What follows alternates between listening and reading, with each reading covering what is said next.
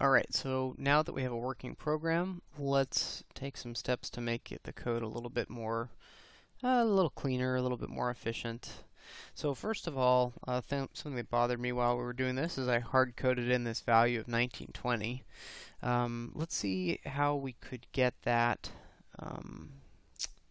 We could determine the width of the screen programmatically so that we don't have to hard code that in, right? Because if you're on your computer, it might be a different resolution. So I think that we can search online. This is something I haven't done. I know that it was shown in one of the Zcode tutorials, so you could get the information from there. But let's see if we can find out. We're probably going to get something on Stack Overflow. Determine monitor resolution PyQt 5. Hopefully somebody has answered this sort of question before. Getting your screen resolution with Python. PySide and PyQt. I definitely want current screen size Python 3. Oh, this might do it. Current screen size.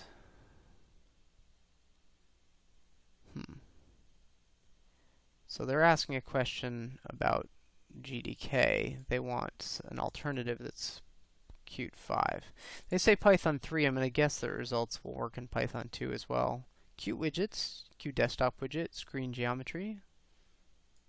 Let's see what this does. Size object. So this is going to return a size object. There's going to be a height and a width. Well, let's try it.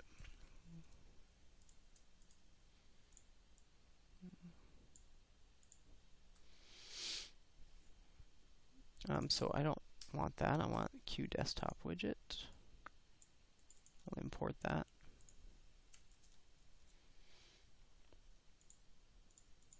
Somebody asked a question about parentheses and why they're needed. So there are ways of explicitly indicating that a line break is okay. You enter something here. I forget what it is. But let's say that we want to put this on the next line, because ideally you're not supposed to have more than, I think it's like 80 characters from the left to this line in Spider. So we're going overboard. We can't see this anymore. I mean, I could always resize this, but the idea is for small monitors, we're supposed to keep our lines of code to less than 80 characters. This is just a style thing. So we could enter whatever it is that lets us break a line. But another way that Python deals with line breaks, and the preferred way stylistically, is to put parentheses around things.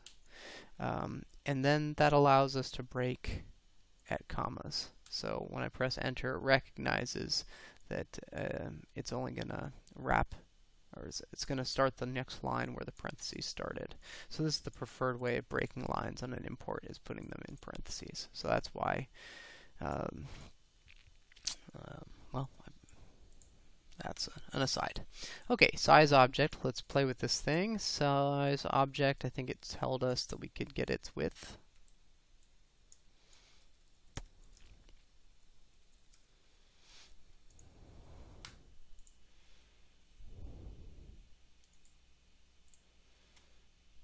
$19.20. Great. And every time we move, it's going to tell us that as well. Cool. So at 1920, this is as an int, so to avoid any issues, I'm going to cast it to a float before we do the division.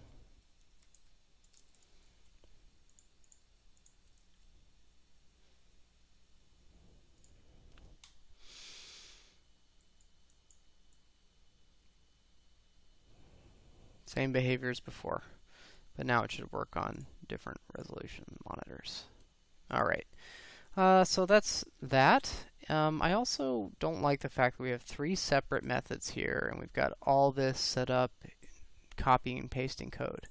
So there's lots of ways you can do it, but I'm going to try to find some way where I connect all of these. I only want to write one slot. Wouldn't it be nice if we could write just one slot that somehow takes in an argument, accepts a parameter that is going to be 1, 2, or 3, depending on which button got called? Wouldn't that be nice? But you know that slots, well, we said before, these slots, when we are using the toggled signal does pass a value, passes the value checked. But that's not the argument we want. That's not 1, 2, or 3. So, got to figure out how to do that. What we want is to write a slot like this, or some function like this, f self and we'll call it step. All right, and then we want to self.pb.setValue step. Now this isn't going to work, right? We can't just pass in self.f here. This is going to fail. So I'm going to show you how you could use lambda functions to get this behavior. What we can do here is write a lambda function. The lambda function is actually going to be our slot. This lambda function is going to take in just one argument. It's going to take in the checked argument because it's required to. It's not going to use it. It's not going to do anything with it. It's just going to have to accept it because it's going to be passed by the toggled signal. When our lambda function gets called, it's going to receive an argument that is checked, Boolean, true or false. We're not going to do anything with it. We're just going to call f, and we're going to pass in 1 when that first Q radio button gets called, or self.f. And then here, when the second radio button gets called, we're going to pass in 2. Third one, we're going to pass in 3. This is actually, I mean, it's not a hack. It's it might look funny, but this is actually pretty common. We are creating a function that fulfills its requirement. It takes in an argument. All we want it to do is call another function. We're just change. This is a way that you can, even though the signal, when it goes off and calls the slot, it doesn't want to pass in the argument we want it to. This is a way of getting it to effectively pass in that argument. This is sort of common, not just in GUIs. So we can get rid of all this stuff. And let's see if that works. Yep, still works. Great. Alright. Now, the other thing that's bothering me about this is I've got all this copy and paste here, right? So, let's think if we could, in order to work our way up to a loop that would create these 3 buttons and move it for us, let's start by assuming we have some iterator, well, not iterator in the Python technical sense, but in the C++ sense. We've got some variable I that takes on values 1, 2, and 3. Well, how could we move it? Well, we can move it 10 plus, let's see, I minus 1 times 20. And if we put the same code in each of these, I takes on a different value. But let's see if it moves them in the, let's see, this is I is 4. Well, we don't need that to be part of our loop, actually. See if it makes, okay, it makes the radio buttons the same place. How about this 33%? How can we get that with an I? Well, we could say gets 33 times I. We need to turn that into a string. And we want to add the percent sign.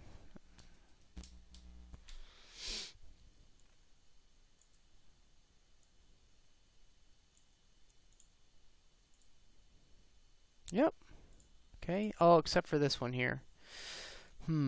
So it's a special case. So the way I did this, and this is a little bit of a hack, is that I let's see, what did I end up doing before? I think I made it so that, just a second, let me think about the best way to do this. Okay, so if we make this instead of 33, alright, this is very much a hack. I make this 33.4. Turn that into an integer, which means it's going to round down. So this is going to be 33.4. The next one is going to be 66.8, which is going to round down to 66. This one's going to be 100.2, right? Yeah. Well, let's check that assumption. Let's see, times 3. Let's just test it out. 100.2 rounded down is going to be 100. So.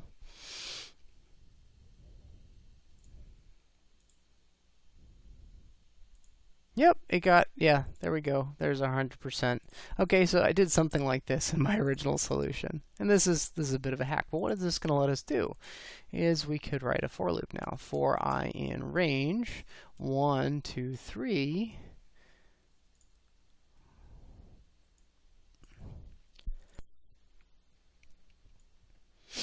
Get rid of all this stuff. Don't need it anymore. You've got a for loop.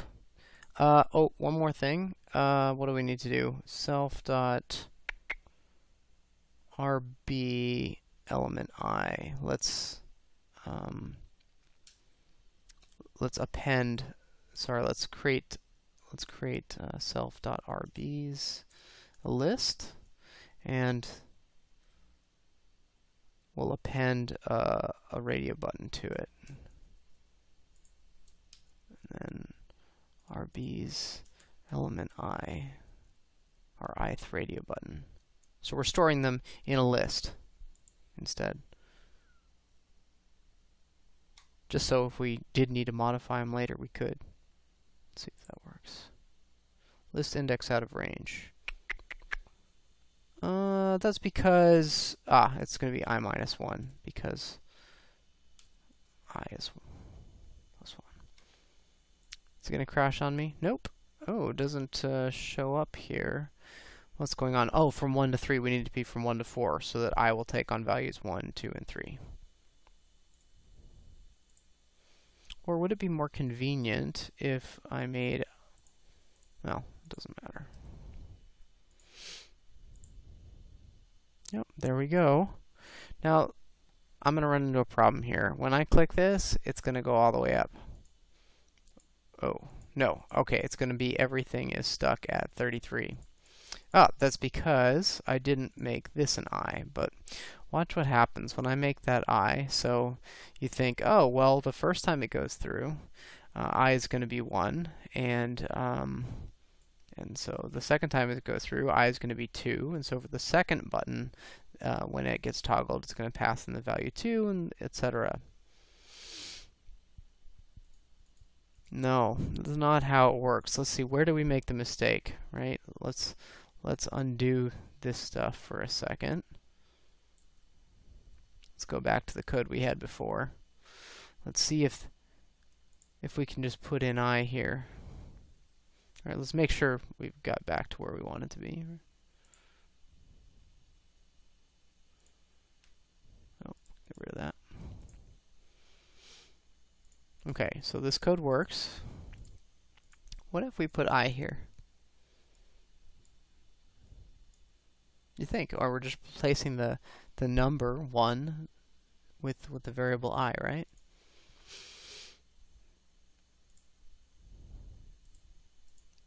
Oh my goodness. How terrible. What's going on? Apparently every time our lambda function is passing in the value of 3, I think. F. Let's print out step.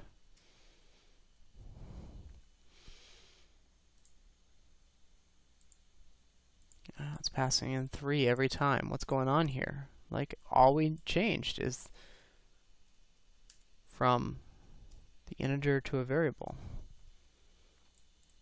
So that was working fine.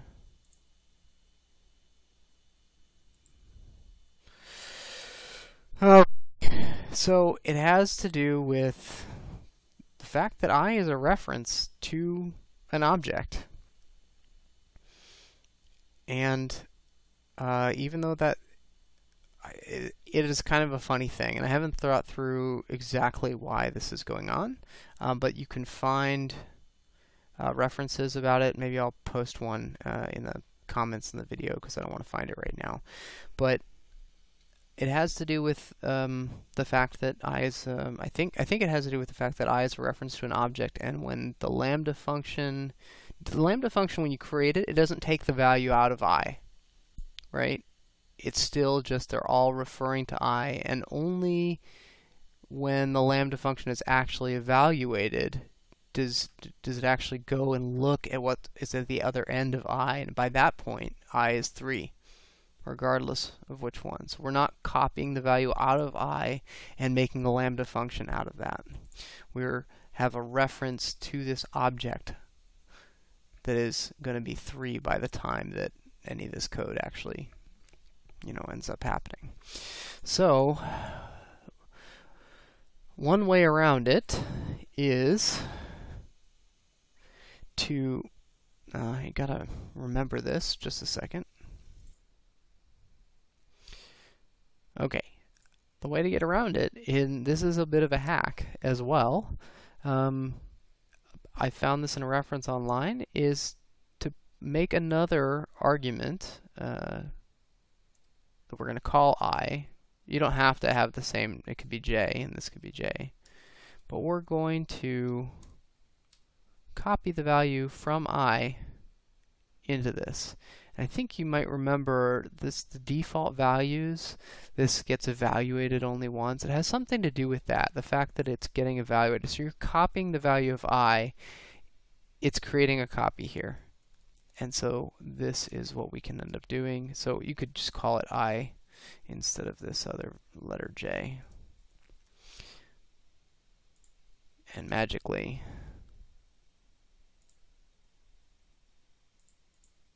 oops,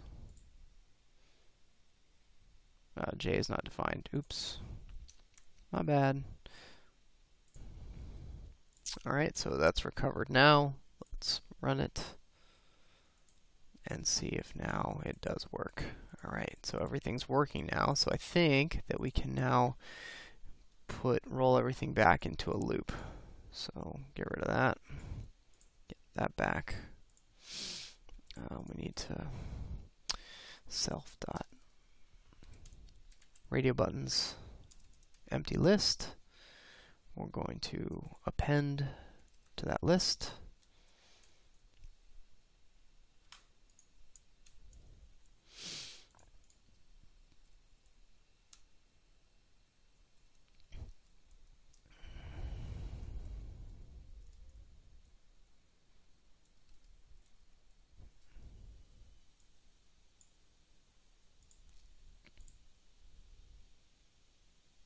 Oops.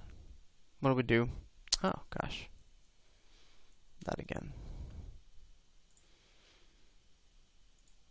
Alright, and there we are. So, we can get rid of all this code, and, well, I don't really like this hack here, so we can fix that. So I think that we can just have a special case. If I is 3, then here we can have percent. We'll have a variable percent. Well, if I is 3, percent gets 100, else percent is 33 times I. Alright, and so now we can just string percent. So that's a little bit less of a hack. Yep. And this is kind of unavoidable, this little hack there. And I'll post a little bit more information about that in the comments in the video. But I think this is the same program that we had before. It's just a little bit cleaner from the perspective that let's say we've got a lot of buttons, we don't want to copy and paste a bunch of code. We've got the same code as before, we've just substituted a variable I. There's a little bit of a special case that we have here, unless we're willing to accept a little bit of a hack. And then we had to do this thing here. There's a few ways of getting around it, but I guess this is an accepted way of doing things. And again, I'll post some more information about it in the comments.